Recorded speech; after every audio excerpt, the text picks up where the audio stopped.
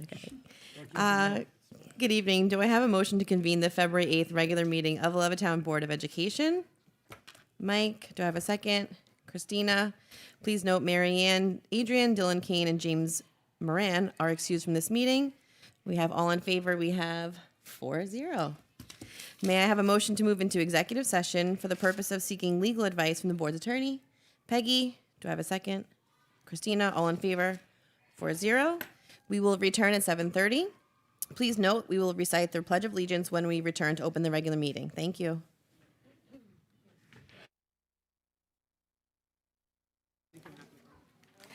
Good evening, everyone.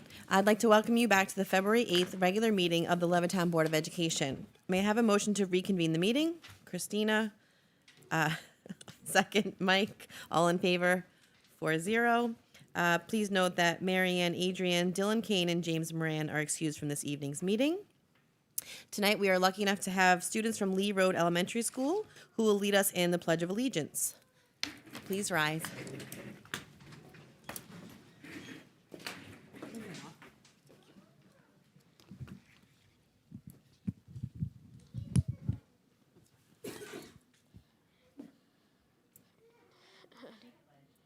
I pledge allegiance to the flag of the United States of America and to the republic for which it stands, one nation, under God, indivisible, with liberty and justice for all.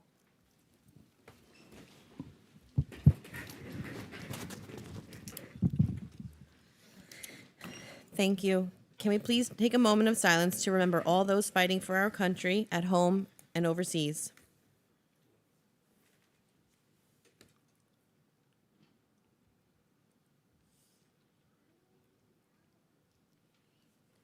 Thank you. And I will now turn the meeting over to Mr. Winch. Thank you so much, Ms. Messina. At this point tonight, I am going to ask the Board of Education to take their seats in the audience out here. And we have a wonderful academic presentation tonight from Lee Road Elementary School. And so at this time, I would like to introduce the principal of Lee Road Elementary School, Ms. Jamie Ansbach.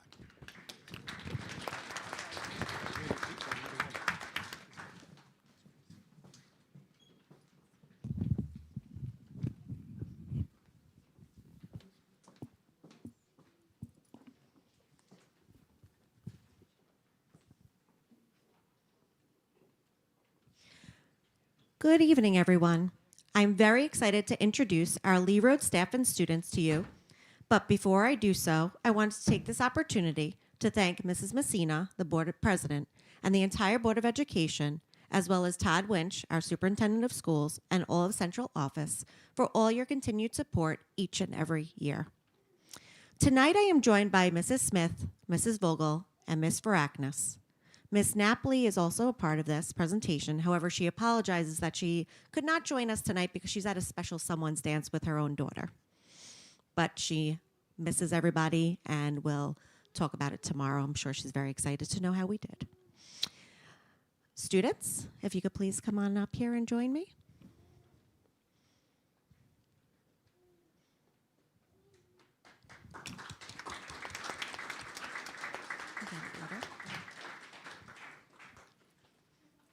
This side, this side.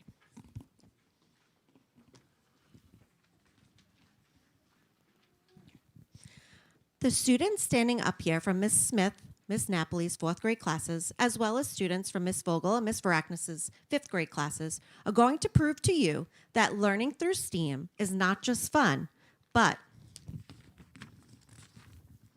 has a huge purpose into helping them acquire skills that will help in their school journey as well as in their future careers. We want our students to know the why. I know that my own kids are in 9th grade and are constantly asking me, why am I learning this? Why do I have to learn algebra? Why do I have to learn about the Byzantine Empire? Well, I just did that last night. It is important to understand the why. So tonight, we have a big presentation for you, as well as some photos up on the screen that we would love to share with you. And to begin our presentation, Ms. Varaknis would like to start off, and then we will hand it over to our students who will introduce themselves as well. You may also notice that we have the students wearing their scientist badges, as we do know that our security is very important. We have fingerprints on them as well as their photo ID because they are now official scientists. Correct, students? Yes. Great. I am now going to hand it over to Ms. Varaknis. Hi, everyone. Good evening. My name is Miss Brackness. I am a fifth grade teacher at Lee Road Elementary School. Students in our school are frequently engaged in various STEM projects, and they are here tonight to present Creativity in Science and 21st Century Skills.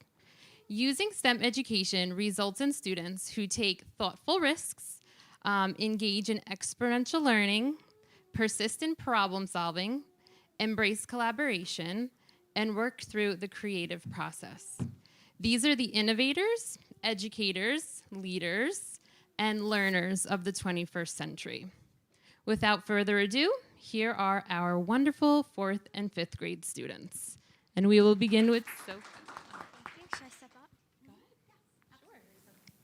My name is Sophia Alcadi, and I'm in Miss Napoli's 4th grade class. My favorite STEM activity this year was creating a roller coaster. Our goal was to have a marble go over 2 hills and 2 loops. It was a challenge, and I like a good challenge where I need to use my brain. In order to be successful in building the roller coaster, I needed to use teamwork. When I took my good ideas and combined them with my teammates, we had success. I also need to use perseverance. Even though our roller coaster didn't work out at first, I didn't give up, and we accomplished our goal. Doing the STEM activity helped me as a learner because it taught me how to have patience. It gave me experience using teamwork, and I learned how to not get frustrated. Lastly, I think STEM will help me in the future. I know a lot of jobs like being a scientist or a teacher need STEM knowledge, and overall, it will help me be a better learner.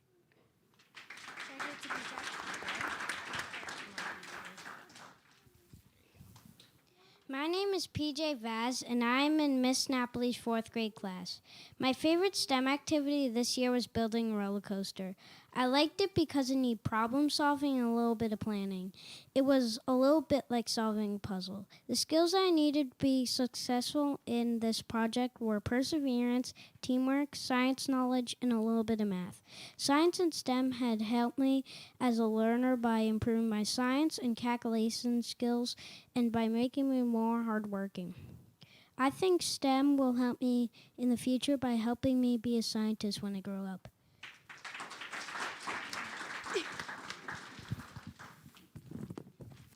Hi, my name is Annabella Fahey, and I'm in Miss Smith's 4th grade class.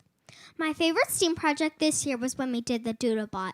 A Doodlebot is a robot that draws using a battery. I like this project because we had to connect a motor, wires, the battery, markers, and a cup that was used as the body of the robot. I had never done anything like that before, so it was very fun. The skills that I needed to do this were patience and being able to focus. I needed to be patient because it might not have worked the first time, and then I would try again. I also needed to focus because when I focus, it helps me do a much better job. Science and STEAM projects will help me as a learner because they'll help me learn more about whatever subject I'm studying. STEAM can help me in the future because when I'm an adult, I won't always have someone to help me with technical issues or malfunctions. As well, if I want to have a technical job, such as a scientist or engineer, the STEAM project will help me prepare for the job. In conclusion, I love STEAM projects.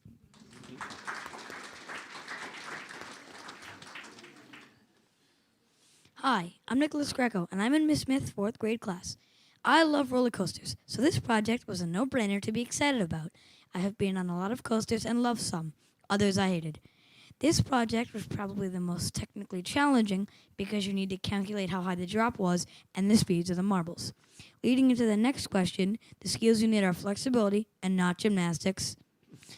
Calculations, you need to know locomotion physics, and you need to have at least seen or been on a roller coaster to get the dimensions. I believe STEAM activities help me as a learner because I understand that you can learn with words and pictures. But for me, I learned better when there was a demonstration right in front of me. I like that because it looks way cooler in person and it clears up anything that I didn't understand in the words or pictures. I also know that STEAM can further help me in my future life because I'll need skills like flexibility in order to possibly change my ideas based on other people's thoughts for any job I get. This is like teaching me adult skills early. Then all my coworkers will understand me and be friends with me because I have all those skills and I learned them at an early age. That's why I love the roller coaster project.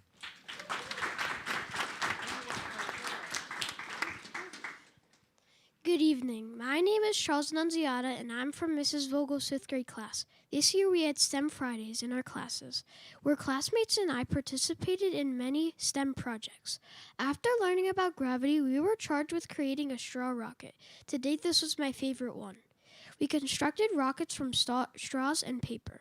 The goal was to see whose rockets could go the furthest. During this activity, we studied important vocabulary words, such as drag, thrust, propel, and gravity.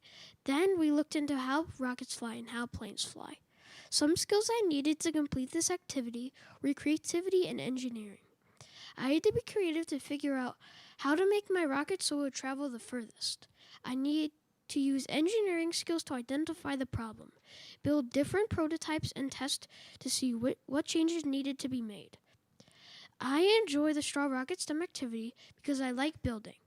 We had to have the correct angle and have the rocket that is built correctly. In addition, the straw that was propelling the rocket could not have any holes in it. When we blew into the straw, the rocket soared into the sky.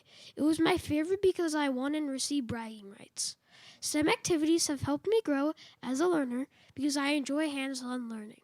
It helps me work with others and think differently. It helps me become a more creative thinker. Many of our projects include teamwork, which will most definitely help me in the future. I think that STEM will help me with my mathematics and analytical thinking. I want to be a Major League Baseball player in the future, and STEM will help me be successful by perfecting my team building skills, my perseverance, not to mention the physics involved in a perfect hit. Thank you.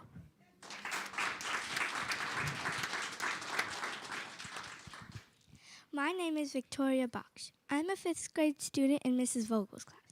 We must have done a dozen STEM activities this year, but my favorite STEM activity was the Oobleck activity. This project went great with our unit on matter. Did you know that Oobleck is neither a solid or a liquid? I didn't either. We used 1 1/2 cups of cornstarch and 1 cup of water in a Ziploc bag. Once the cornstarch and water were mixed together, it became a solid, but the minute you stop applying pressure, it became a liquid. Some skills I needed to complete this project were creativity and problem solving.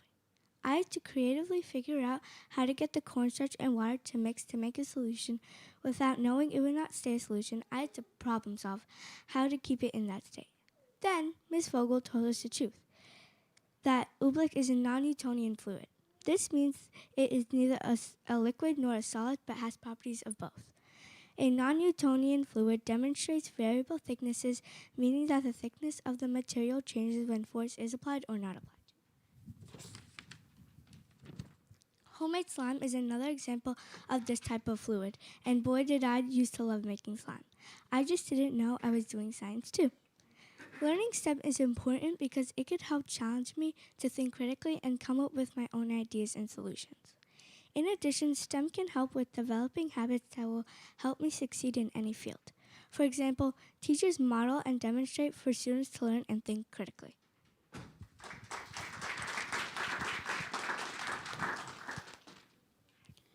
Good evening. My name is Peter Cipoletti, and I'm a 5th grade student in Ms. Varaknis' class. I had many great experiences with different interactive STEM projects throughout this year. All of them were amazing and educational, yet my favorite project was the Silent Marshmallow Tower. When making the Marshmallow Tower, the challenge was to make the tallest yet most durable tower possible, with the constraint of being given only a certain amount of toothpicks and marshmallows. And also, keep in mind, it wasn't like we had all day. We were timed, and a fun challenge was that it was silent.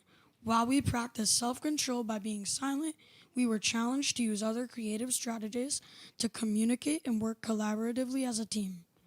I needed to have precision and resilience to make a successful tower.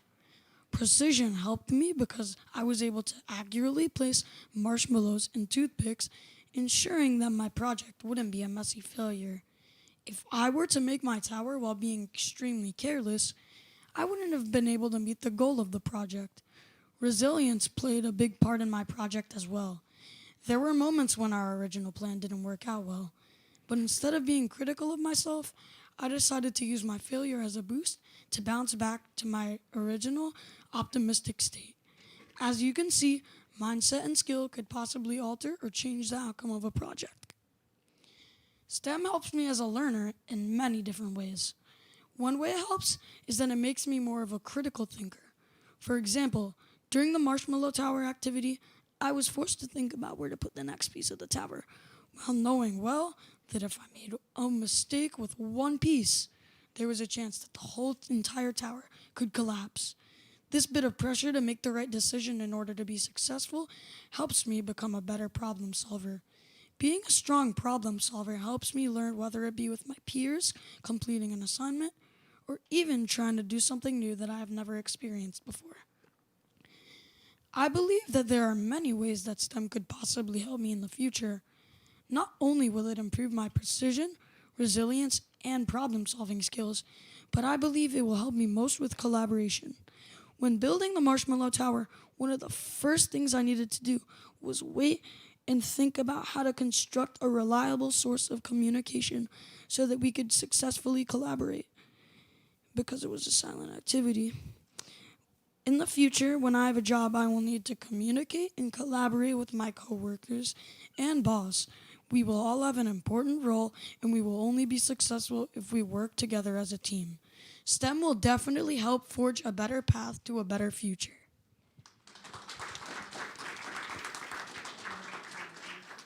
Good evening. My name is Brooke Shores, and I'm from Miss Arachnis' 5th grade class. Throughout the past few months of 5th grade, we have completed so many fantastic STEM projects. They've all had a certain unique touch, but my all-time favorite was the Oobleck project.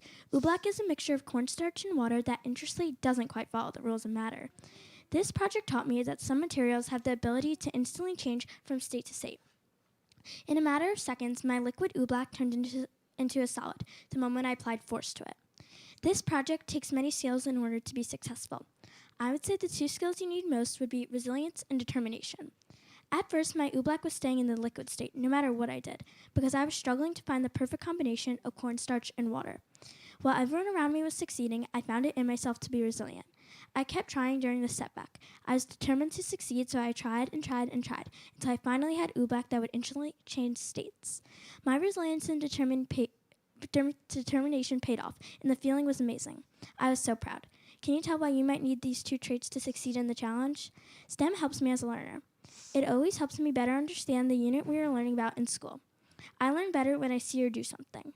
Hands-on activities help me think outside of the box and give me ideas I would have never thought of otherwise. As a learner, STEM makes me a more creative thinker and problem solver.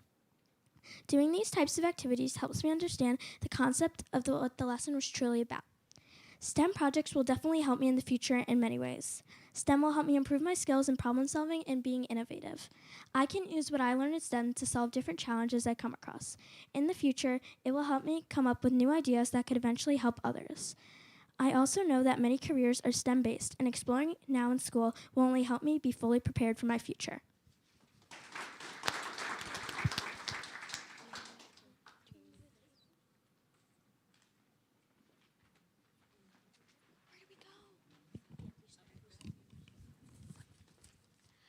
Good evening. My name is Casey Walsh, and I'm here with Antonio Zambrano to conclude tonight's presentation. We love science and really enjoy participating in STEAM activities. We like figuring out how things work and are excited to share an experiment with you. Tonight, we'd like to show you how to make instant liquid worms. We need an adult volunteer to help us turn liquid into worms. Any volunteers?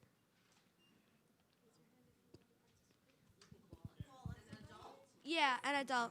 You want to do it? Okay.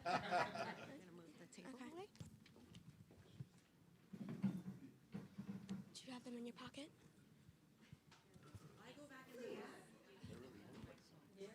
Oh, yeah. No, I'm going to go to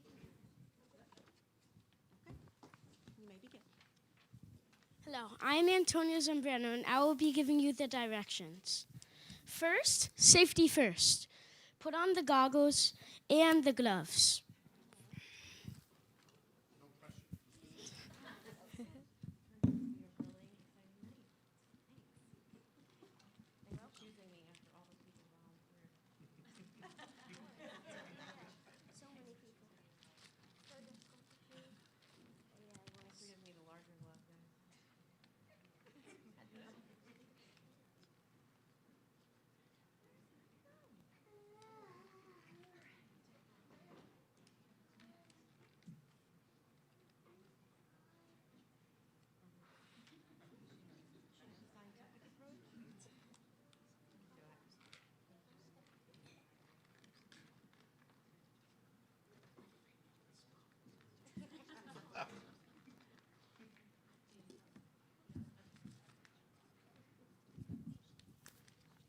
Now place the white mat on the table. Yep. Fun fact, it's actually unrippable. You want to try to rip it? Try to rip it. Yeah, try and rip it. What if I really rip it? You Try won't. to rip it. You can. It's unrippable. Yep. Okay. Now place 2 plastic cups on the white mat. One here and one here. Thank you.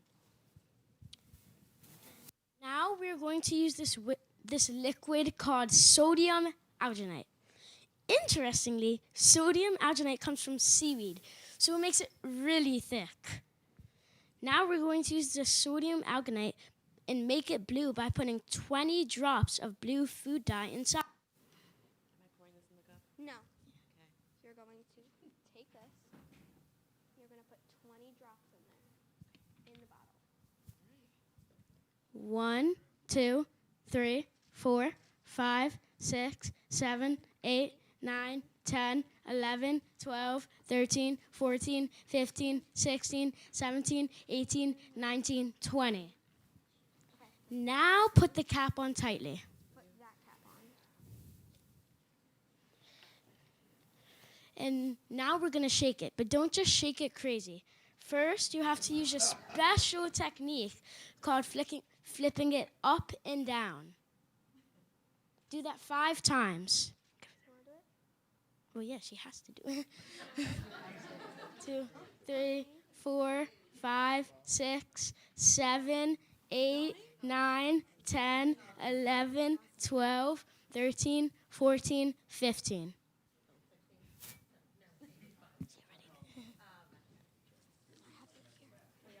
Now open the bottle of the blue sodium alginate and pour it all into one of the cups. It should fill about halfway.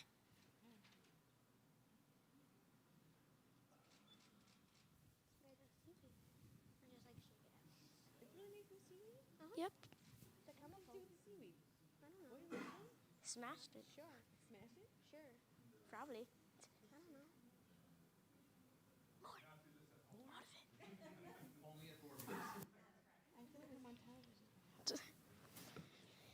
In the other cup, we're going to put some regular cold tap water, filling it up most of the way. You'll tell me when to stop? Yeah. Yes.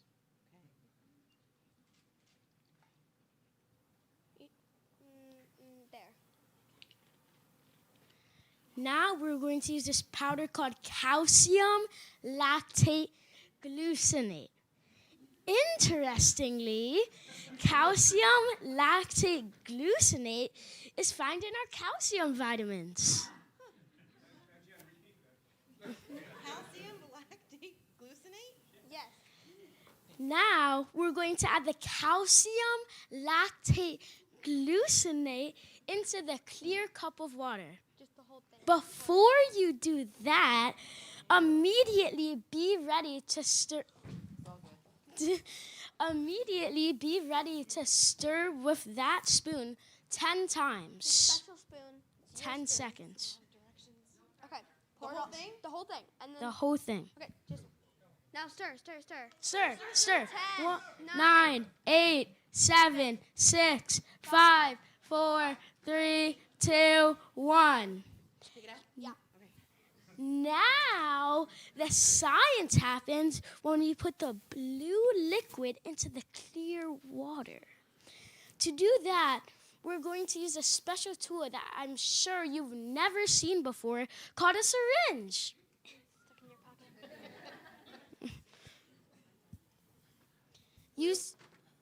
Using the syringe, pull the blue liquid up until it gets to 10 millimeters. Okay. Have it face me so I can. Keep going. Stop there. Stop.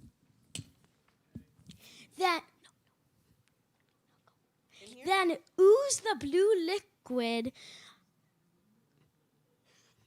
into the water by pressing down the syringe. All at once? Yes. Oh my gosh. Now we're going to wait 10 seconds before we reach inside the cup of water. 10, 9, do it with me. 7, 6, 5, 4, 3, 2, 1. We're ready. Grabbing any part of the blue you see, gently pull it out of the water. And drum roll, please. Instant liquid worms. If you look closely and give it a little squeeze, you can actually see that's still liquid on the inside.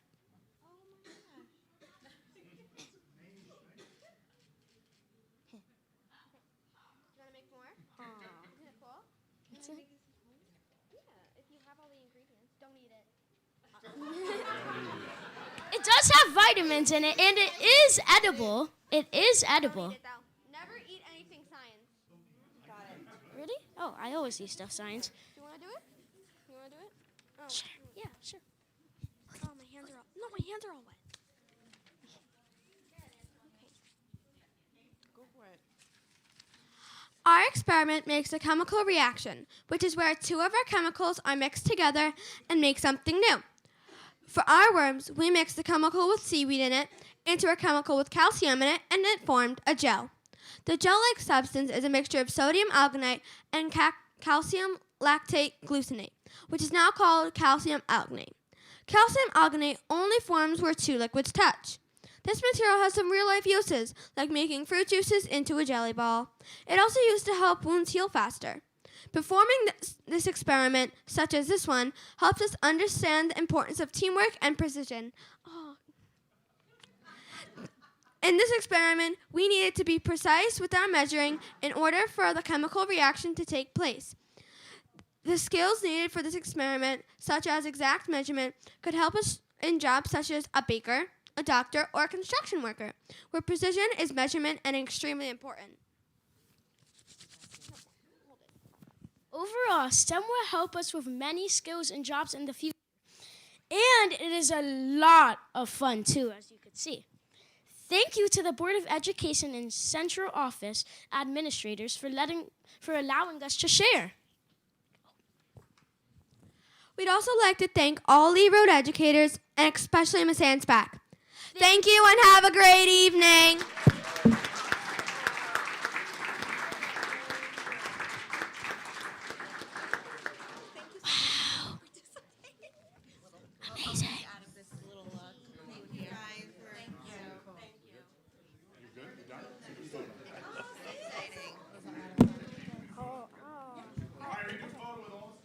Wow. Amazing. Okay, Antonio, go like this. No.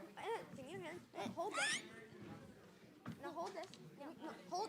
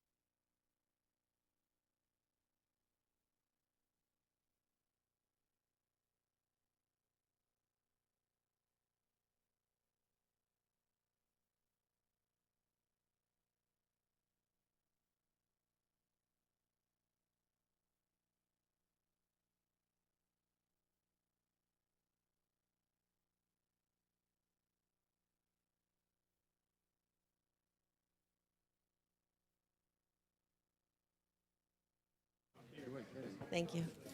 Thank you very much to Lee Road for that wonderful demonstration. I'd like to take a minute to please look around at the art that is showcased around the room that is sent to us from Gardner's Avenue School. Very beautiful. Gorgeous, right? Colorful, creative. And now, Mr. Winch. Sure. Thank you again. Is Louise Cobbs here? I did not see her. Okay. So I am just going to read something briefly. For those of you who may know, Louise Cobbs has been a crossing guard for the district, and she was recently kind of like all over the news. Really all the major channels in regards to the fact that she had a regular career and then at 50 decided to become a crossing guard and then worked for the Nassau County Police Department for 41 years as a crossing guard. And as much as she did not work for the Levittown School District, she works for the Nassau County Police Department. She did act as a crossing guard for our district for 41 years. So I just wanted to read something very briefly. As many of you know, ever since COVID, I think we've all gotten a little bit better at recognizing the contributions of individuals who maybe in the past we may have taken for granted. As much as we have all been focusing primarily on the national bus driver shortage and how that has been impacting our transportation routes, hundreds of our children walk to school every day. And for those students, our crossing guards play an integral role in making sure they arrive at school safe and sound. They literally put their lives at risk every day in order to protect our most valuable asset, our children. Louise Cobbs helped us do that in Levittown for the past 41 years.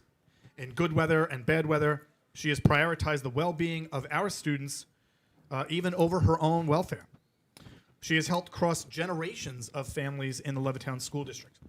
We are forever grateful for the tremendous level of dedication and care that she has shown as a crossing guard, one of the many integral roles that help ensure that we can provide the best possible education to our children. So on behalf of the Board of Education and Central Administration, please join me in a round of applause for Louise Cobbs for her dedication for 41 years to the Levittown School District. We do wish her a very long and healthy retirement. Thank you. Thank you. I think I'm still on, and so I do not currently have any comments or reports. We do have a budget meeting that will follow this where Mr. Fabiano will be presenting on the revenue component of the budget. There were no prior publicly heard questions at our last meeting, and I think all questions to board members' questions were answered previously, so I don't have any follow-up. So I turn it back to you, Ms. Pacino. Okay. For comments and reports, we had two matters for correspondence. One, I would like to just discuss with the board the possibility of sending a letter to the governor's office regarding the recent introduction of a bill in the New York State Assembly to require a COVID vaccination to attend school. As you know, it's been a long road of recovery as we've moved to address unfinished learning as well as social and emotional concerns caused by the pandemic.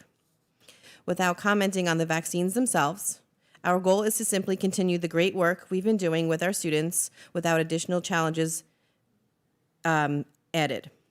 With an additional mandate will only complicate an already difficult mission.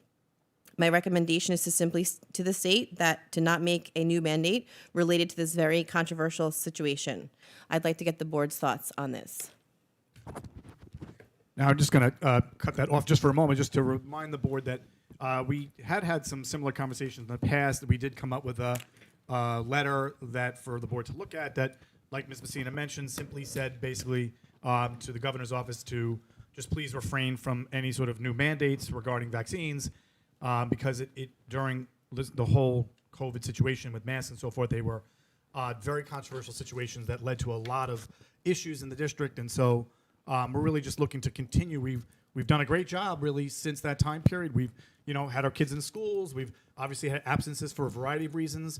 We have not had to shut schools down. We have not really had to change what we're doing in order to continue, like what Ms. Messina said, the mission of the district. And I think that we've done a lot of great work in addressing unfinished learning. We've had many board presentations about our use of grant funds to do that. And things are going well. In fact, if you remember, our results on the state of the district from that Dr. Zirianis presented showed that our students are doing very well in regards to academics and Regents results and college acceptance. We need to just continue on that pathway without additional kind of challenges. So I think that's what Ms. Messina's recommendation is in regards to the letter. I don't have the copies of the letter. That's why I'm saying that. But it will be the letter that I've already shared with you. Okay. Peggy, did you want So, yeah, I just want to clarify from my own understanding that, so what we're saying is that as a board or as a member of the board, that I support that you would like to send that letter against vaccine mandates. Yeah, just further complicating anything that's going to disrupt learning for students. I mean, that's really I think it's the a nice goal. proactive way to move forward. Okay. Christina, did you or Mike? Sure, I got to hold this in, correct? Yeah. I agree with the letter. I think parental choice should be the issue here, in pretty much many matters in school, especially a vaccination such as the COVID vaccine. Thank you. I echo what you have all said, and I fully support a letter. It's Christina Lang. So you're listening at home. All right. So what I will do is I will just kind of send you the letter again that we had sent last time in regards to this particular vaccine. And then we can do what other districts that have sent similar letters have just done, digital signatures as opposed to delaying it by waiting to the next meeting and having you physically sign. Okay. And then I'll give the option to the members who were not able to be here tonight to be able to agree or not to have their name on the letter. Okay. That fair? Yep. That is Bob, that's fair. okay, right? Yes. Okay. All right. Thank you. The other thing was a letter regarding electric buses. At our last board meeting, we spoke about is it a mandate, considered a mandate from the state for the electrical buses that would be coming down? Yeah, just so that people know, and those especially at home, what we talked about during the transportation presentation at the last meeting was that under the new mandate that the district will no longer be able to purchase anything other than non-fossil fueled buses by 2027, and then cannot use any of them on the road after 2035.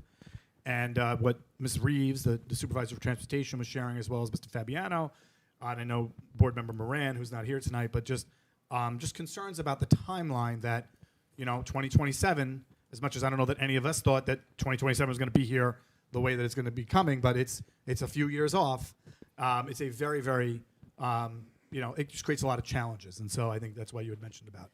Yeah, I think with the timeline being so aggressive and very little being offered in terms of how to finance or what to do with our current fleet, especially in our district, we have a lot of buses in our fleet. Yeah. So I think it would cause issues for us financially. And it's just like, it's only a few years away. Like 2027 is going to be here kind of like before we know it. So I just want to get your thoughts on perhaps sending some sort of similar letter to state how we feel about that potential mandate coming down. It's Mike Pappas here. Well, I agree with the letter you're saying. I also drive a plug-in hybrid, but there's no possible way the infrastructure or the battery technology where buses can only go 100 miles on range during good weather. Heat obviously knocks out about 30% of your range. We don't have the infrastructure to charge. The cost is, I believe, there's grants for $200,000, but the bus is about $400,000. The replacement is $90,000 on the batteries, which have a 8-year lifespan. I think this has been rushed through by whatever level of government tried to do this, and we're going to lose money on the buses that we have because you will not be able to sell a bus, a used bus, a gasoline bus, by 2027 either. It's a tremendous burden and a mandate, an unfunded mandate, once again, on our schools. And could we just make it known to everybody how many buses, like we have one of the biggest bus fleets run by a school district on Long Island. So yes, we do have one of the largest fleets in Nassau County. We have 83 buses. And so when Mr. Pappas talks about the buses generally go for about $400,000 a piece, replacing 80 buses is a tremendous cost on top of the fact that you then have to install charging stations for at least half of that because they were talking about charging every basically day and a half. So you'd have to at least have one for every 2 buses. The grants primarily now do not cover, for the most part, infrastructure, though some are starting to come out. And listen, I think that this board itself has been very, in favor of doing things to promote, green energy. We just recently adopted an energy performance contract that has a tremendous amount of solar energy on it, which maybe, hopefully, by the time, the electric buses catch up to the solar installation, it might be a different story in regards to the costs, because we're not even talking about charging costs to charge these things. When we talked in the facilities presentation back in January, our electric rates are up pretty substantially, as well as all other fuels with inflation. So It's not that I think that the board is against trying to do things that are environmentally friendly. It's just really about the timeline that the state's talking about, that, you know, with buses still only getting about 100 miles per charge on a range, you know, and even I think I heard on the radio this past Saturday when it was like 5 degrees, they said that they, even because you talked about the heat, they also lose charge during cold weather, or they lose about 30% of their charge on a very cold day like that. These are just, I would say, I would agree that the timeline the state's putting is the cart before the horse, and that they want to move in this direction before the technology is there, hoping that the technology catches up in time. They've also recently said that districts that invest heavily in electric buses now are going to end up disadvantaged because they're investing in kind of the weakest form of the technology, and will then have to replace those buses sooner as opposed to those that wait. But then you're in a catch-22 of waiting too long and then having to comply with the mandate. So it is a lot of, and I think I had shared out, I know I shared out with you, the Empire Policy Center had shared out a lot of concerns that they have. They're a non-partisan organization that shared out a lot of concerns about this timeline, not so much about electrification, but just this timeline. So that was more than Ms. Rangi's question about how many buses we have. Very informative, Mr. Walsh. And after all that information, I also do support sending the letter. Okay, thank you. I don't need We're to good? add. Yes, I Okay. support the letter also. Excellent. Thank you. We've all said it. All right, now for some really great news. We have our student liaisons here. So we got our reports from them. And then tonight, I believe we're going to start with Christopher Evans from Division Avenue High School.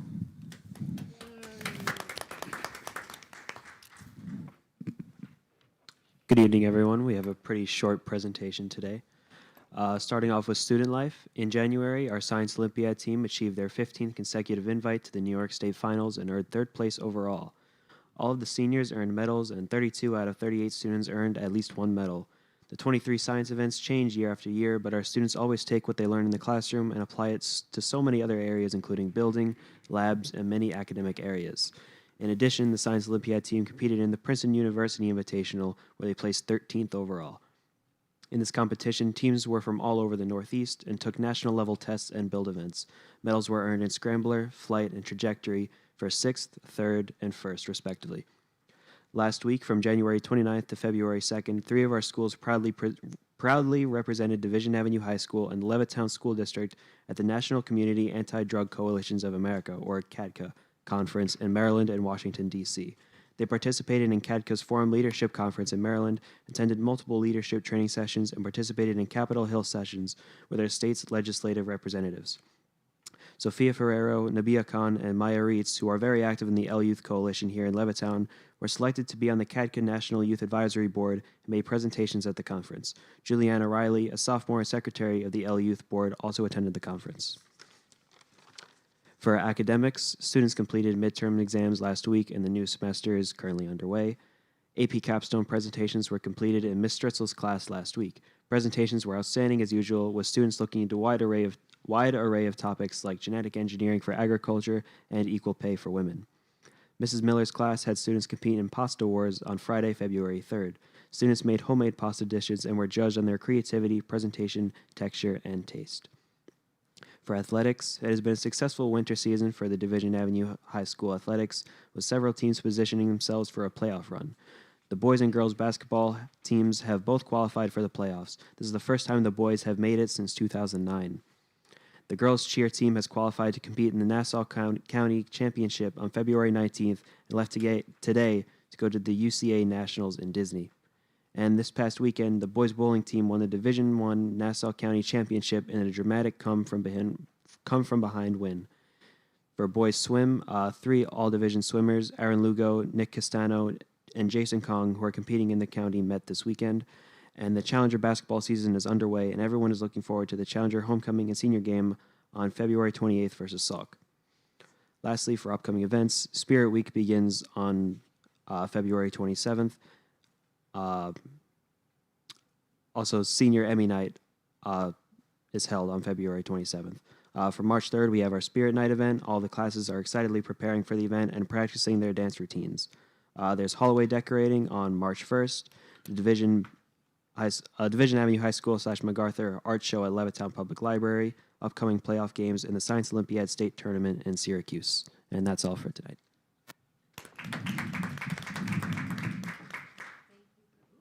Sorry. Thank you, Christopher. Representing MacArthur High School tonight, we have Wasi Nakvi. Welcome, Wasi. Thank you. Unfortunately, Jack Maurer was sick today, so he asked me to take his place, but these are his notes, so don't worry. It's just like Jack is still here. Since the last meeting, once again, there's a lot going on in General Nation. First, on January 19th, we conducted our Winter 2 performance, which featured our amazing symphonic band under the direction of Mr. Romano. It was an outstanding show, as evidenced by all of our guests in the lobby following the performance. So kudos to all band members and Mr. Romano. From January 24th to January 27th, we conducted a successful administration of our block time midterm exams and select regents exams. Special thanks to our custodial staff for providing and setting up the high-quality testing atmosphere, and to Mrs. Rayo and Mrs. Adana for the expert organization of our proctoring schedule. There's no doubt our kids did well. On January 28th, Dr. Freeman and Mr. Zausen accompanied the members of our Science Olympiad team to the Science Olympiad tournament at Syosset High School. Led by team captains Mia Fatura, Melody Hong, and Natalia Shanichne, our team had its best finishing results in years as we took home the Nassau East 5th place qualifying trophy, thus securing a berth in the upcoming New York State tournament. The team will travel to Lemoyne College in Syracuse on March 17th, where they will compete against the top 60 schools in all of New York State to determine the top 10 teams and compete for a chance to represent New York in the national tournament. Melody Hong said it best after the competition. She stated, "I'm proud of how our team performed this past weekend and so thankful for how tirelessly Dr. Friedman and Mr. Zausen have supported us the entire way." Well said, Melody, and best of luck to all of our Science Olympians. On January 31st, we conducted our annual 9th grade peer leader bagel breakfast for all freshman students. Each of our senior peer leaders sat with their caseload of 9th graders and engaged them in productive conversations related to their adjustment from middle school to high school. Peer leaders were able to share the highlights of their discussions with building administration, as Mr. Sheehan certainly takes their feedback into careful consideration to help improve the transition process from Salk to MacArthur for years to come. From January 30th through February 2nd, MacArthur students Alexa Petito, Sarah Finger, and Thomas Bennett, along with our school social worker, Mrs. Dimitri, attended the 2023 CADCA, which is an acronym for Community Anti-Drug Coalition of America. At their National Leadership Forum in Baltimore, Maryland, these remarkable students have been active members of the Levittown Coalition, where their mission is to reduce underage drinking and substance abuse within the Levittown and Island Trees communities. The forum was packed with educational workshops, and they had a great experience while meeting students from all across the United States. And congratulations to Alexa Petito for being one of only 15 students nationwide to receive the CADCA Youth Scholarship Award. Congratulations, Alexa. On February 3rd, Mrs. Grimner and Mrs. Clear accompanied their AP and college bio students to the Dolan DNA Learning Center in Cold Spring Harbor, where students participated in DNA restriction analysis experiments. The procedures they used are the same technology used in forensic science to compare crime evidence with suspect DNA. All students raved about their experience.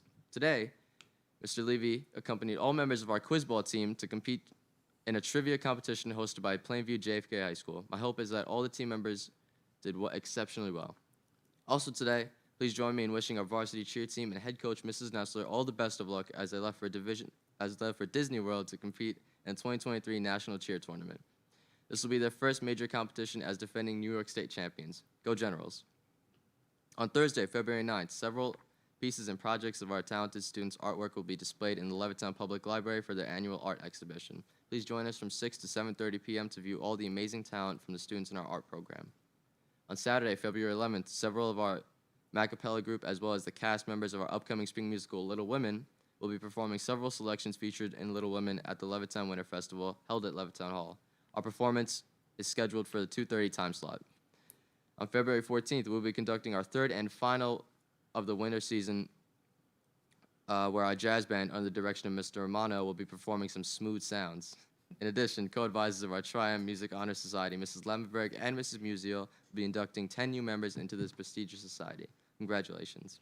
On February 16th, the MacArthur High School and Division Avenue High School guidance departments will be hosting our annual college planning workshops in the auditorium at MacArthur for all 11th grade students and parents. Keynote speaker Suzanne Miller from SUNY Geneseo will kick off the presentation at 6:30 p.m. by discussing pertinent information related to the college admissions process. Following Ms. Miller's presentation, there will be several valuable breakout sessions to choose from, consisting of college athletics, SAT and ACT prep, the college essay, and financial aid information. If you are a parent of a current junior student, you don't want to miss this.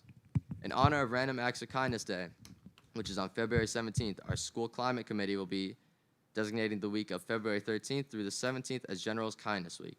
In an effort to promote random acts of kindness, students and staff are encouraged to participate by supporting each day's themes, such as Team Up for Kindness, Powered Up by Kindness, and Generals Choose Kindness. It should be an awesome week. Our junior banquet is all set and ready to go on Friday, March 3rd from 6 to 10 p.m. in our school gymnasium. Special thanks to junior class advisor Ms. Marino and all of our junior class officers for their hard work in putting this guaranteed memorial and great time together. In sports, please continue to wish all of our winter athletes the very best of luck as they now begin to get ready for playoff competition. Congratulations to all of our winter season student athletes and coaching staffs, and best of luck in any playoff competition. I'd also like to mention that on January 2nd, our girls varsity basketball team competed against Hicksville High School and obtained a big victory on the beautiful court at Nassau Coliseum. It was a fantastic experience for all the girls to participate and compete in such a beautiful arena, which paved the way for an exciting Long Island Nets game later that day. And finally, congratulations to senior student Daniel Skameka for being named a finalist in the prestigious Coca-Cola Scholars Foundation competition.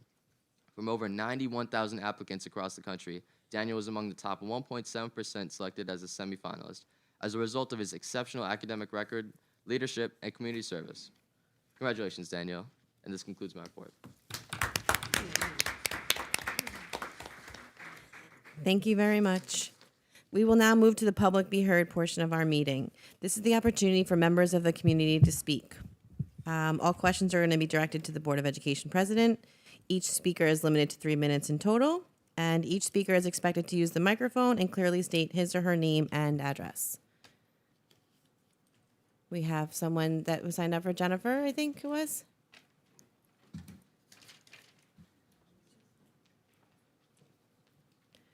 Can you take time? Good evening, everybody. I'm Jennifer Donahue Wiener, 1034 Douglas Avenue. I'm here with Vanessa Applebaum, 997 Douglas Avenue. We are here representing the Lee Road third grade classes, both third grade classes. We also have sixth graders that have also gone through Lee Road, and we've been Levittown residents for about 15 years. So we first want to recognize and respect the levels to which the teachers and faculty and administration have gone to help our children succeed over the past 3 years during the COVID epidemic. The school district is a large part of why we chose to live here, and we want to thank those who are helping to shape our children. That said, we're concerned about the third graders' class size, and that's what we'd like to address tonight. When they started kindergarten in 2019, there were 4 kindergarten classes. They were just starting to get comfortable with one another when COVID hit, and they were back home learning for school remotely with us as their parents. Ms. Ansbach and the entire staff did an amazing job doing the best that they could to keep the communication open. And then in the fall of 2020, when they returned to school, they had masks, shields, separations, and some were still learning remotely. There were 2 general education classes and 1 virtual class, so the class number sizes were about in the low 20s. During the year, as the students came back to in-person learning, the class sizes grew. We were very pleased to see when they turned to school in 2nd grade, they were back down to 3 classes in the low 20s again. Again, we had many challenges for our students in school: options to wear masks or not masks, playing with their friends, tables for desks, carpets, a lot of different socialization rules and routines that had to go over that impacted our learning, along with quarantines, absences, and the like. All of these had an impact socially, emotionally, and academically on our students. Now they are in 3rd grade. They've had to choose instruments, they've gotten to play with their friends, they've gotten to do group work, and a lot of the STEM activities that you saw tonight. Unfortunately, we have been reduced to 2 classrooms. This classes started around 25, 26. They are now up to about 27, 26 in both classes, one which is an integrated special education class. This year has been very challenging for many different reasons.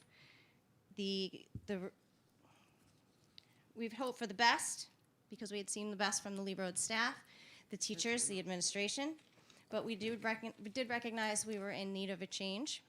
36 3rd grade parents wrote a letter to the superintendent expressing that the joy our students had for learning had faded due to the large class sizes and the vast variety of needs in the classroom due to the last 3 years of the COVID epidemic not being addressed. So as we're entering budget season, we felt it was important for our voices to be heard again. We do know that there is no set Board of Education policy for the number of students. This year, the limit for 3rd to 5th was 27 students. We are unaware of what the limit will be for next year. I just want to interrupt for a second because that was just 3 minutes. If you can just finish up, please. Thank you. Sure. We know that there are very many pieces for a budget, but we hope that our students' best interest will be top priority, and we respectfully ask for the board and for the superintendent administration to go back to a 4th section of 4th grade for our students and investigate possibly a policy to make sure that our class sizes don't get too large again. Thank you very much for sharing your concerns with us.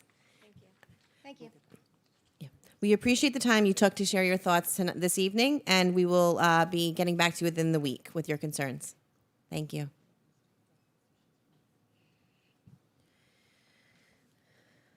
We will now move on to the consent agenda for tonight's meeting.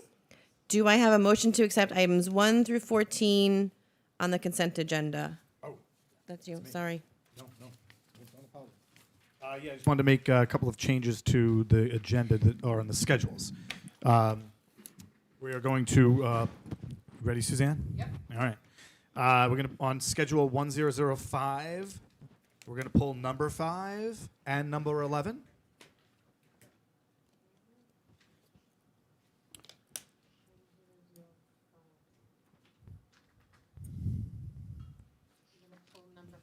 Mm-hmm.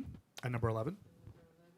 And then on schedule 1008, we're just going to amend number 7. The salary should read 23,111. So that's 23,111, replacing the salary that's in there. There's just an error. Number 7 on 1008. Other than that, there's no other changes. Okay. Thank you.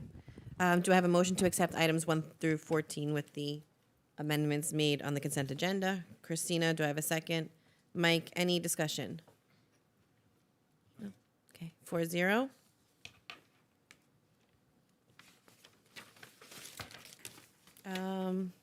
New business, we have gifts to school. A check in the amount of $37.20 to be used for materials for students at recess at Gardner's Avenue School from Box Tops for Education, 13700 Oakland Avenue, Highland Park. And a check in amount of $40.10 to be deposited to the Summit Lane Student Activity Fund from the Box Tops of Education, 13700 Oakland Avenue, Highland Park. Do I have a motion to accept these gifts with thanks?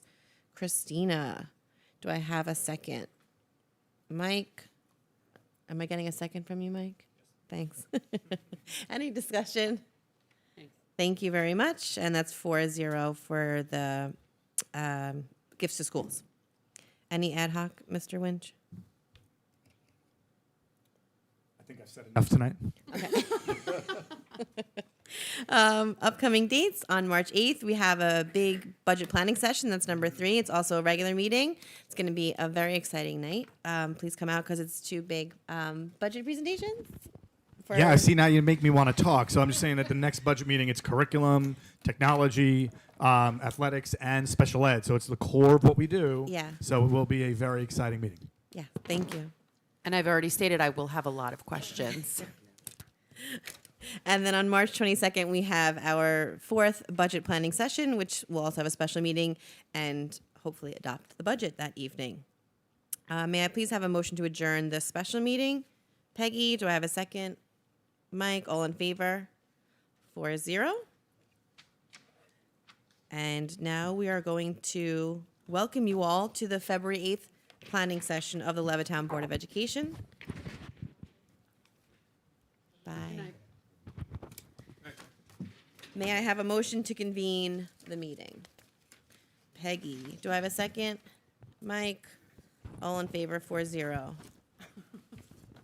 Can you give me a wall, please? Now I'm going to turn the meeting over to Mr. Superintendent Winch. Thank you so much, Ms. Messina. I, in turn, am going to turn this over to Mr. Fabiano just as a little explanation. The last couple of meetings, we've had budget presentations related to the expense side of the budget, right? So basically how we're spending the money. We did facilities, we did transportation. The next meeting in March will be all about curriculum and the other areas I mentioned. Tonight's a little bit of a change from that, and it's the same we've done every year, but it's changed from the last couple of meetings where instead of talking about the expense side of the budget, Mr. Fabiano is going to talk to us briefly about the revenue side of the budget. And so there's no presentation of like a new budget with the cuts from the last meeting. This is simply about the revenue side in regards to state aid and taxes and things like that. Thank you. So without any further ado, Mr. Fabiano. Thank you, Superintendent Winch. Can you hear me? Testing? Is that good? Derek, is that good? Thank you. Okay, so we start out every meeting, every budget presentation with our Board of Education goals. We've talked about this before. Now that we're talking about the revenue side, if there was a word that I would add to this slide, it would be sustainability. So we look at our revenues and we try to understand and any new initiatives, how well they could be sustained. So that would be the only thing that I would add to this slide.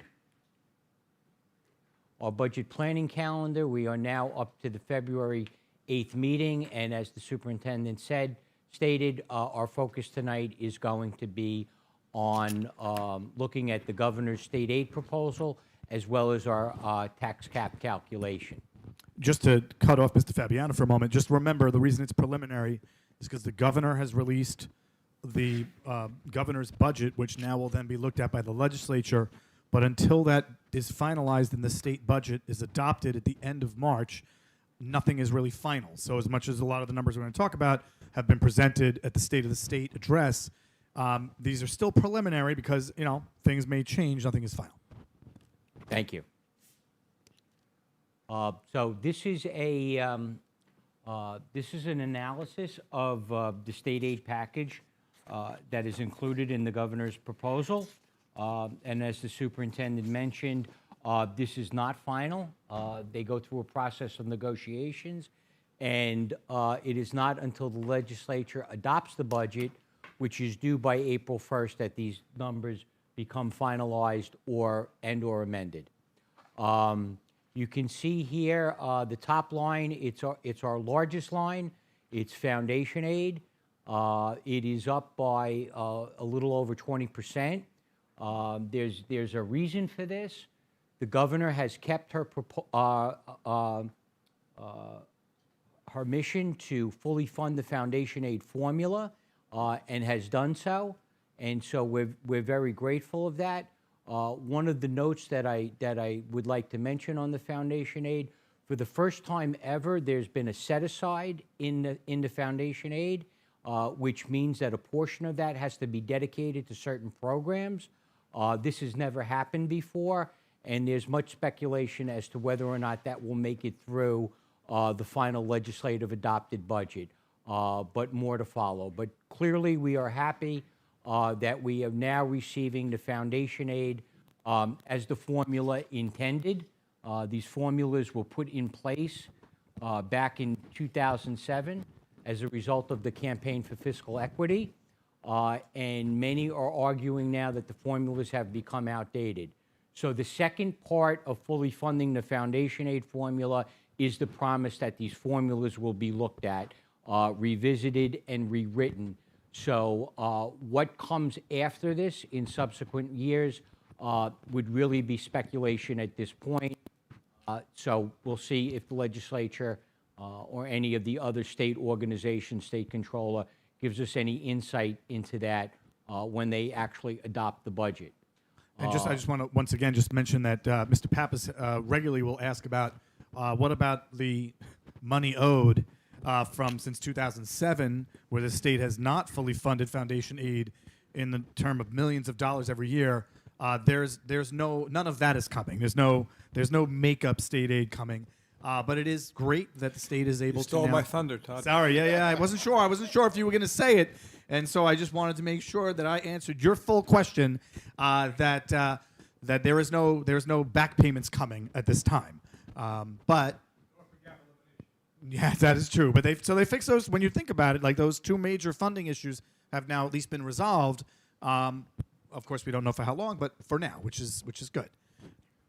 So across the state, the foundation aid increase statewide was 7.7%. Because we're getting a much larger increase than that, what it means was we were getting less than our fair share for so many years, and there really is no look back to make us whole. So we're grateful that we got this money now. This again is what the court said we should be getting, but there is some concern when you see increases like that, and I used the word earlier, sustainability. How well can the state sustain these types of levels? And the superintendent, myself, and Mr. Pappas attended a dinner where the state controller was the guest speaker, and he was asked that question. And part of the response, part of the ability to do this is some of the monies that the federal government has given to the state related to the pandemic relief, be it the CARES Act, be it the American Recovery Plan. And so there is some concern that since those monies are not going to be recurring, what will the future hold, and will they be able to sustain or maintain these levels of funding? So it is certainly something we should consider moving forward. But again, not to look a gift horse in the mouth, we are very grateful for this increase. The second line down is also an interesting line.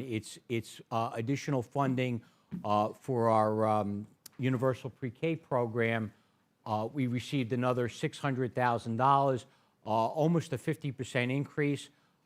We do not know how many additional seats will be made available at this time because we don't know the per pupil funding level.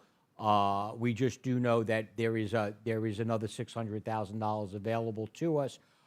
We anticipate, though, that it could mean another 80 seats for our students next year. So certainly that will help families in the community as this is a free program. And that is amazing, only because, like I said, we did get an increase in the UPK program last year, which allowed us to transition from half-day programs to full-day programs. We're servicing about 250 kids, which is around about half of the cohort of students that could be eligible. We do have about mid-300s that put in for the lottery every year, so another 80 will help us possibly service all students.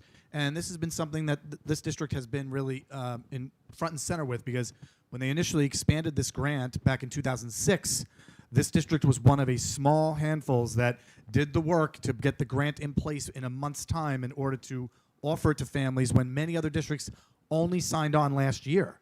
So you're talking about, over 10 years of our district providing, through a lottery-based system, UPK to our families when it wasn't going on in most other districts. And so kudos to the board and even previous administrations for making sure that we're always trying to get the most for our community. Thank you. As we move down the chart, the remaining aids are what we call expense-based aids. They are aids that are driven by monies that we spend in the prior year. So you can see our partnership with BOCES, a shared service model.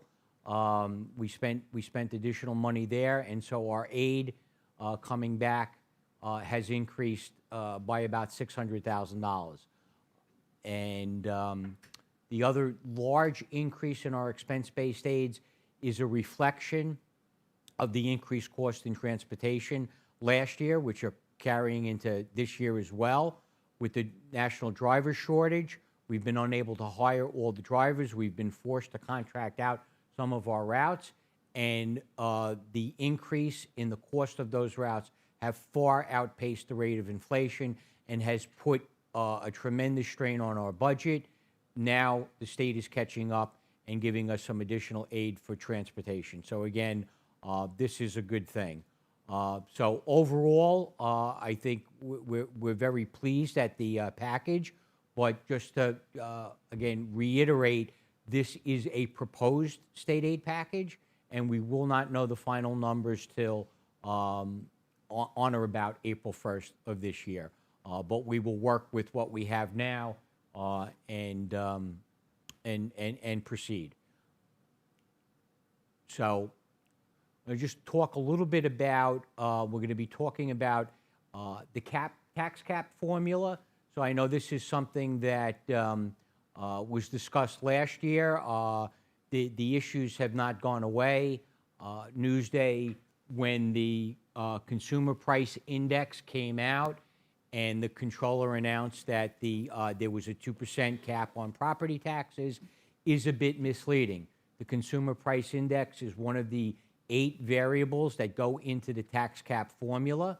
So it's measured by the rate of inflation, and this particular variable equals the rate of inflation or 2%, whichever is lower. It can't go to 0, but it doesn't necessarily mean that everyone's tax cap is 2%. As a matter of fact, every school district, not only on Long Island, every school district in New York State has to do their own calculation, and so tax caps can vary and do. Another myth is that the school district sets the tax rate and consequently what your tax bill is. This is not true, especially not true in Nassau County. The district only controls one number. It's the overall tax levy. The county then values your home. It divides the levy between the different classes of property.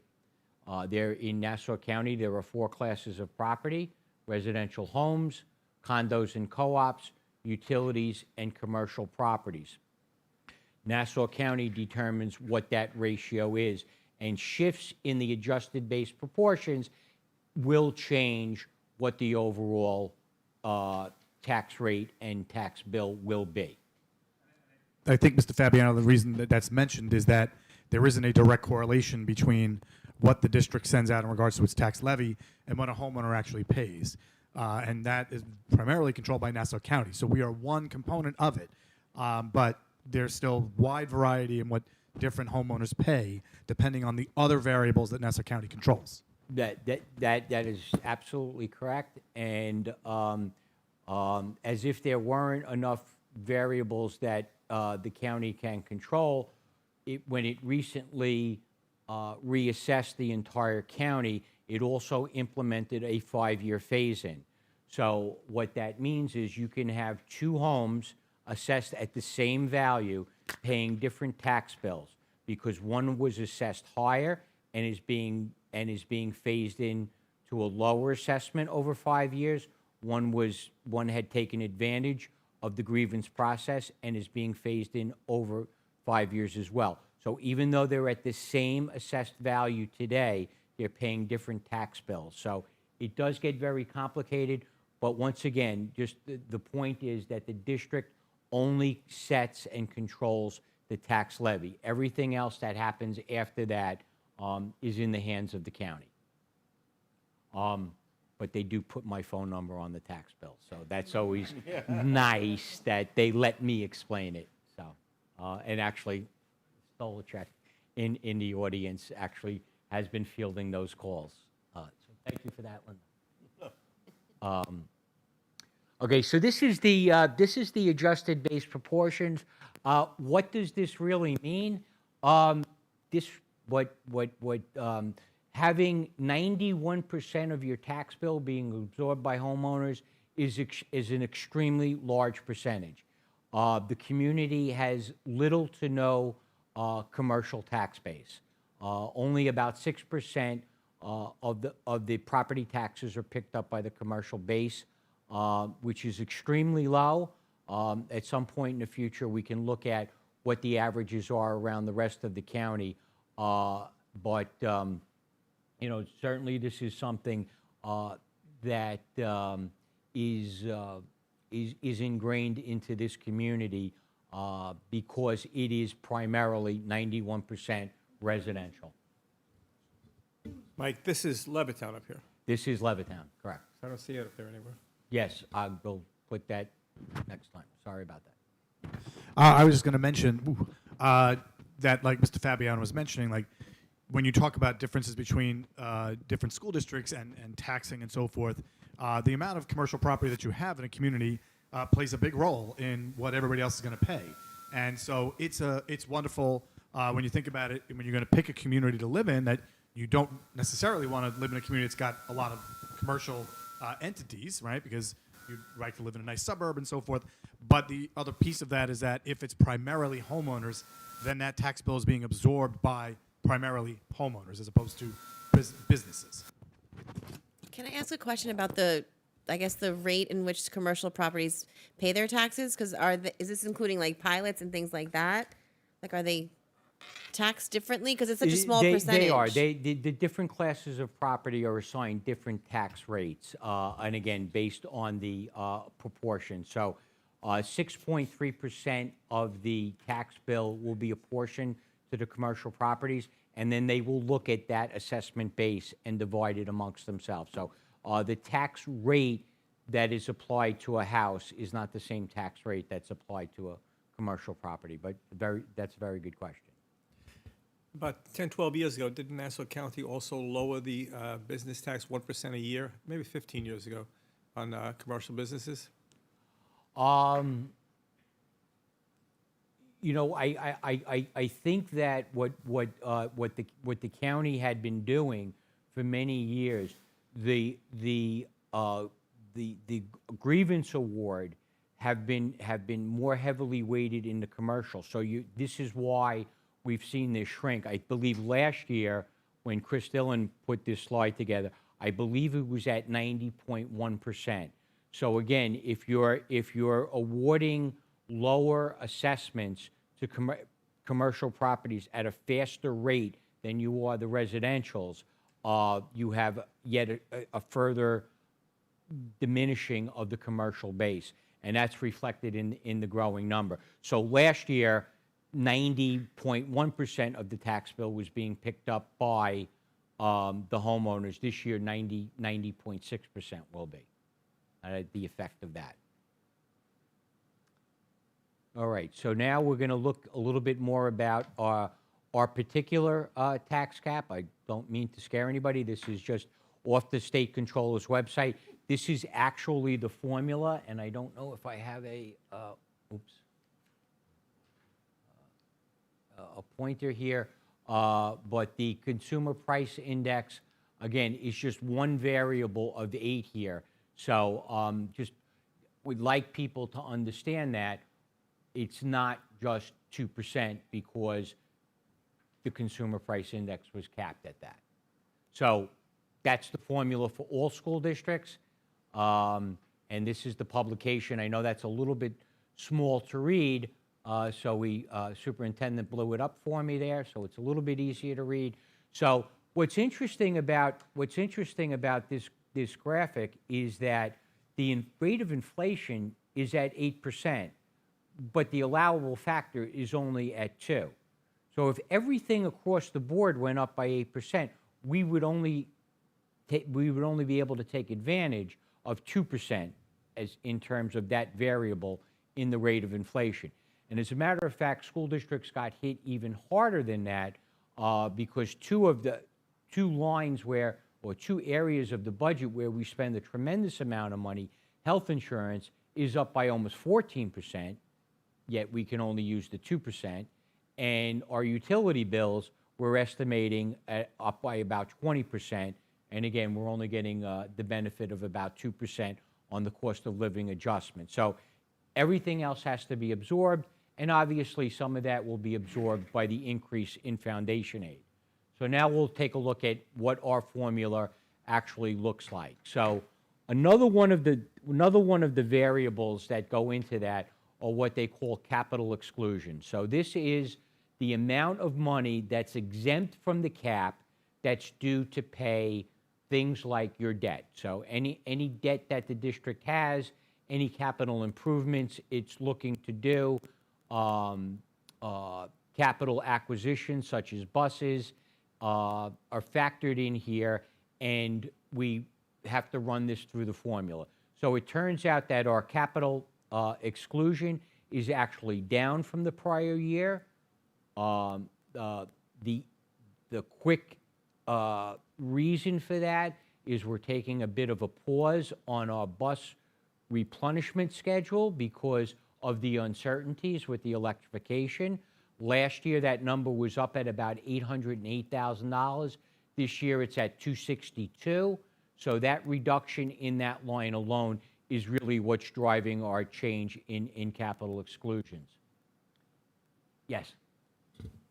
I see that 261 is probably just one or two. Is it two buses with aid? That's one large, one small. Okay. I guess I'm going to say that with the shortage of drivers, do we actually need to even purchase those two buses? We don't have people driving the buses that we have. We are still working through that. Nothing's been cast in stone. We certainly take that under advisement, and again, depending on where some of the other things shake out, that may or may not, make it into the final draft. However, that is an area that we're going to have to decide on soon because we do have to submit our tax cap information to the state controller through his portal before we adopt the budget. So we will have to lock down that answer before we actually adopt the budget, and we will continue to look at that. I think one of the concerns was, I believe initially in the first run of the budget, we had 4 buses in there? Yes. Was it? And we had said, based on like what Mr. Pappas mentioned, that we have more buses than drivers at the moment. And so we reduced that really to what we consider to be the bare minimum. And part of that concern is just about, as you know, Ms. Reeves always presents like the bus purchasing history of the district, where you'll see like years we bought 10 buses and years we bought 0 buses. And I think the board had committed many years ago to like not having this complete like years going by where we didn't buy buses, which then would make us buy many buses. So the one large, one small is not even what we would have normally done. But because of the fact that we're not quite sure with the electric bus situation, we didn't want to obviously overextend. But yeah, it is still something that we, in the end, could decide that we're not going to buy any buses. My thoughts on this would be that I believe we have about 43 drivers, and we have over 80 buses. And if we're buying, we have to replace one large and one small. There's somewhere along the line, there's about 37 buses available, and not one of them is serviceable. Oh, we are looking at that. We are going to begin to excess some of the buses that are just not worth maintaining anymore. So we're hopefully somewhere on the order of magnitude of about 10 to 13 buses, I believe. We'll be bringing that to you. And once you approve the accessing of those buses, we'll go through the process of getting bids on that and actually auctioning those off to try to do as well as we can. I do understand the issue when we, during the Great Recession, we stopped purchasing buses some years, and then we had to make up and buy buses several years later, and we all agreed that what the MTA did, buying entire fleet of Long Island Railroad cars in about 4 or 5 years, all that means is those buses with, those trains with 30 or 40 life expectancies are all going to have to be replaced somewhere down the line at the same time. But in here, with the excess that we have, I find it hard to believe that we can't find a bus and a large and small bus to replace these that are serviceable. Of course, if we had 10 other drivers this year, those 10 buses would be on the road this year. Yeah, I think what we had determined was that with the 40 to 43 drivers, because it varies throughout the year, that with needing different types of buses, right? Because not every route is going to be a large bus or a small bus, so you're going to need, a combination of buses that you probably need about, I think it was about 50 to 55 buses and then spare. So I think that we were saying about 60 is probably like a number that is reasonable to maintain, and we have about 80, right? So, but some of those 80, just so you know, like some of them are, like there's one bus I think that we're getting rid of that's from 1999, right? There's one. Then there's a few. So that the buses really, I think we said to get to that 60, the oldest bus would be 2007, if I remember correctly. Mm-hmm.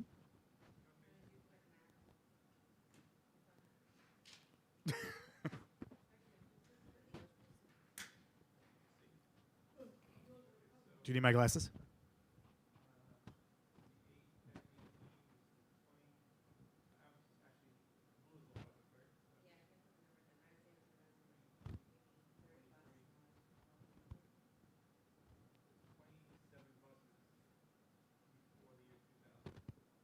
Yeah, right. So that's right. There's about 80. That brings it down about 60, right? So I guess that's part of the issue is that we do have a lot of buses that are, 15 years old. We're going to try to kind of get some money out of them. I think you had recommended that last time was to begin the process of trying to get money for some of these buses before we can't get money for the buses anymore. And I think it was the concern about going out with no ability to buy any buses because we do have surplus buses, but many of them are just very old.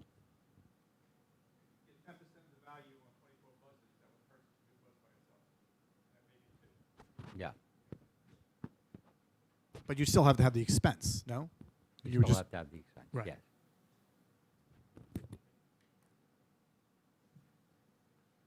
And if you don't realize it, there's also we do get considerable aid back on the bus purchases. So you can see the line there, the transportation capital aid. Now the reason that the aid is even greater than the expense, again, that's an expense-based aid. So that's based on the prior years of purchasing 8 buses at a time, amortizing that expense over 5 years, which is what they do.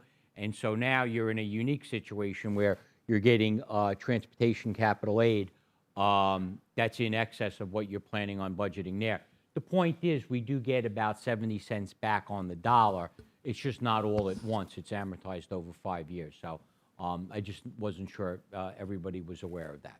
It's even a greater reimbursement if there's no money spent on new buses. Yeah. Yeah, that is true. Okay, so moving on. I just want you to know that I'm not opposed to us upgrading our facilities, upgrading our fleets. I just think that this money that we're getting from the state is a big difference from finding a $100 bill on payday or getting a $100 raise every payday. And this is may just be found money. Absolutely should be considered when adopting the budget. So we looked at a couple of the variables right now. We looked at the consumer price index. We looked at the capital exclusions, and now we're going to put them together. And I'd like to just take you through the formula, but not to go too crazy with it. So the 152,756, that's the top line number. That was the voter-approved tax levy. That's the number you start with. We have the tax-based growth factor. That means our community grew by 26/100%, and so that will help whatever tax increase there might be. It will be absorbed by a larger tax base going into next year because that is actual like brick and mortar new construction that was added to the community. Pilots are another consideration. Pilots are monies that are paid. The acronym is payments in lieu of taxes. Pilots are generally administered by either the Nassau County or the Town of Hempstead IDA. They're a way to give tax breaks to businesses that you're trying to attract into the community. We really only have 2 non-LIPA pilots. The majority of that pilot number is the LIPA number, and you can see that we're projecting it going up by about $50,000. It doesn't have too much of an impact, but we have to really take the difference between what we used last year and what we anticipate next year, and that's the 2.4 million and then the 2.45 million. So an outside agency is basically deciding how much we're going to receive in pilot money? I'm sorry? So it's basically someone else is letting the district know how much they're going to receive in pilot money? Yeah, So we have unfortunately, no say in that. the district does not get to negotiate these pilots. We are frequently invited to the meeting, but we have no say, even though it affects, what we're doing. Right. They'll let you be heard, and that's only recently. It's only maybe the last 8, 9 years that you even got notice of these hearings to set the pilot. And they'll let you speak. They'll give you 5 minutes to speak, and then they'll do what they want. Okay. Basically. I just wanted to kind of shine a light to that a little bit. That's right. But it's in the record. That's what they'll The only other thing that I would add, the two pilots that we have are coming to the end of their life. So once that's done, unless they're renegotiated, we will lose the revenue of the pilot, but we will gain them back on the roll. So it should, again, in theory, be a wash, but our tax base will grow. We'll lose the pilots, but our tax base will grow. So they really should mitigate the damage, although the entities should now be paying more of a fair share because they're not getting the reduction that they originally got for being attracted to the community. And then finally, it's that change in the capital exclusions. So we have to first deduct what we used last year and add back what we use again this year. And so after we throw that all in the blender and stir it up, we come out with a tax levy limit, and our limit for next year is 1.95%. That would generate an additional $2.98 million in tax revenue if we were to go to that tax levy limit. Any questions on the calculation or anything else with the tax levy limit at this point?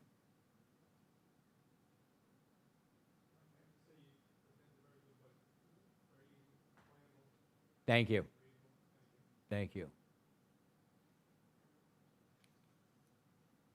And, what we're looking for really from the board is some guidance just in regards to the tax levy, right? So we, Mr. Fabiano presented how it comes to the 1.95. We do have to put into the comptroller's office what the levy limit is. It doesn't mean that that's the number that the board eventually has to go to. It just means that it won't be any higher than that. Correct, Mr. Fabiano? unless you attempt to, override. Oh, Pierce, no, which no. is not We a- won't even use those words. Not really an option. No.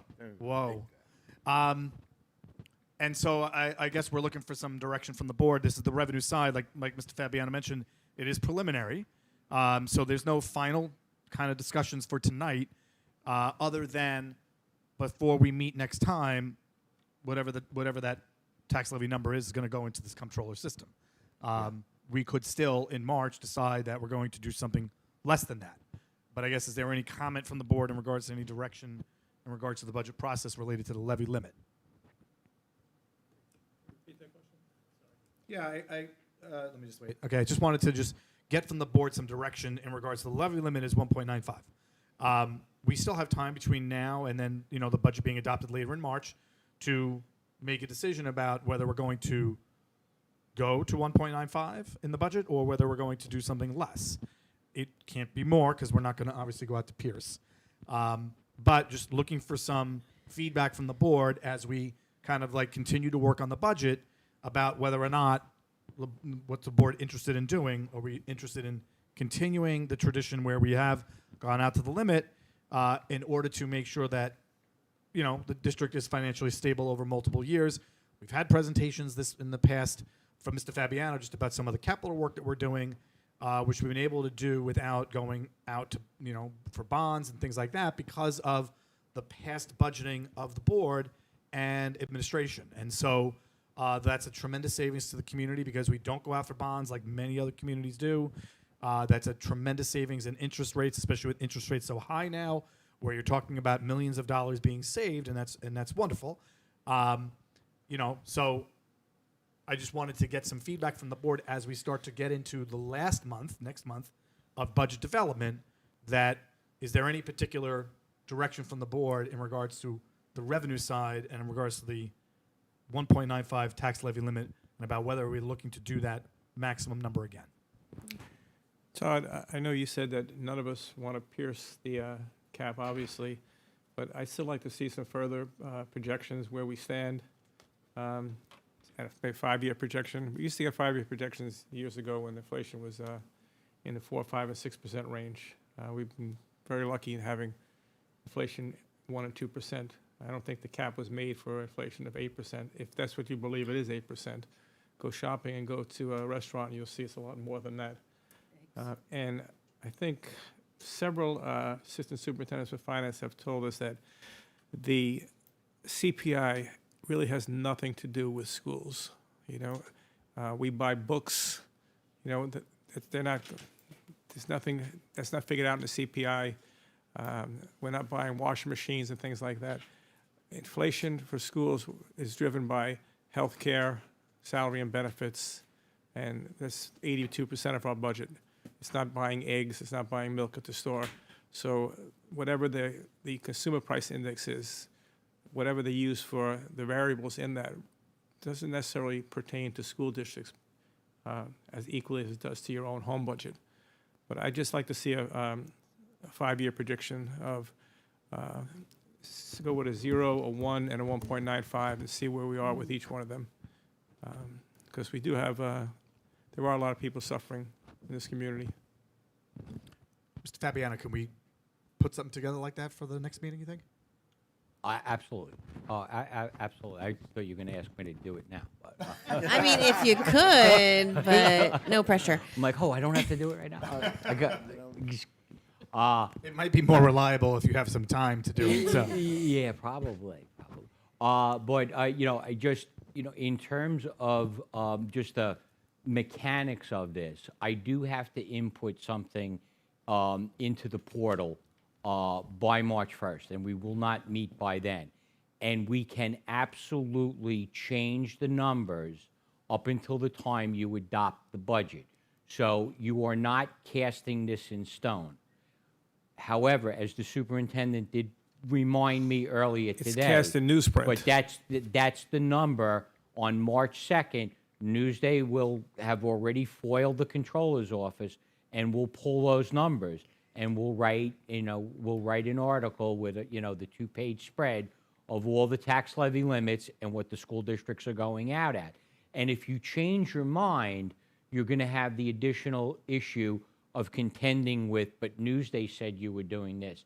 Yeah, but that was then, this is now, we change, that type of thing. So it's just something to consider in that, while we have the ability to change it, it would be nicer to know beforehand. So I think as a board goal, we talk a lot about being fiscally responsible as a district, and I think we also think about community members and having them have the finances they need. And with the state aid being increased, and we don't ever want to pierce the cap. But I don't think we should look at it as like two ends of the spectrum. I think we can also look at it as somewhere maybe in the middle if we could do that also. So if you could get those calculations, I think that would be helpful. I think to be safe, we should put in the limit that is set now, and then we could always go down, and then we can, work on it from there. Because we do offer such a wide variety of programs in this district, and I think the support that the children get, not just like in elementary, but in middle and high school, and I want to see those programs continue. And it's like the windfall from the state. It's like it's a nice bonus, but we also want to. We're not just planning for next year. We're planning for the year after and like 5 years later. So I think it's important to think about the bigger picture also, while concentrating on our focus now is also has to be 5 years out. So I think my opinion would say do 1.95. Peggy? Yeah, I think at this point, and I heard what Mike said, and I heard what Jen said, and I think at this point, we have nothing to lose by going out with the 1.95, because then it can always come down. So I think like Mike's suggestion about having the runs of where we'll be in 3 years out and 5 years out will give us much more data to be able to make a much more informed decision as to what we feel we would need to make the district to continue to move forward the way it is, while at the same time being very, very conscious of our community and the inflation and everything else. So I think once we'd be able to get the other information, we'd be able to make a much more informed decision. And just to clarify, though, if, let's say you said 1%, but then we can't go above that, right? Once you give it in on March 1st? Oh, no, here's the interesting thing. You only adopt the appropriations budget. That's what the voters vote on, is the spending plan. You do not actually set the levy until August, when we have to report to the county how much do we want to raise in taxes. Now, you could never adopt a budget with one number in it and then tell the county to levy something else. But technically, you can, that's not set until the August meeting. I think August 15th is the deadline. So it's implied in there, but you will not be adopting a tax rate or a tax, a property tax cap or a rate that night in March. You will only be adopting the appropriations budget, and that's what the voters will go to. But implied in there will be the tax rate, and that really has to be what you do in August. But I think the question was, whatever you put in there, you sorry. could change after that time. Up until Newsday the will point not have that that new you information, adopt, right? up until that point that you adopt the budget. Up or down? Yeah, up or down. Okay, I thought it couldn't go. How about, Mike, in terms of the reporting, the March 1st reporting to the state controller? Yes. Can you change that? Yes, up until, so you have to put in something by March 1st, and it can be changed up until the point that you adopt the budget. Up until August 15th when you set the tax levy? Yeah. Okay. Mike or Christina, did you want to add anything else? No? Okay. Peggy, are you good? I'm good. Okay, Todd? So we'll have Mike do the 1.95. So what we'll do is we'll do the 1.95, and then we'll set in there something just under that amount, so that we stay below the cap. So, whatever that. And then you'll bring to the next meeting that 5-year projection with the different numbers, so the board can have a And so better you have a understand- better idea Yeah. of what that will mean, and we'll make that part of the March 8th presentation. So right now, the 1.95 you're saying is going to be written in stone on March 1st, but erasable. Yes, written in stone on paper. In Newsday. In Newsday. I know. It's more of a, Mike, it's not so much the number, it's more of a public relations issue in terms of, the number that's going to get reported in Newsday is going to be the 1.95. But I mean, I think you still have an opportunity to, after that, say, well, we took a hard look at it, and we're actually, even though we could go up to that number or that percentage, we've decided to do, less, whatever, 0.95 instead of 1.95, or whatever you end up, deciding to do.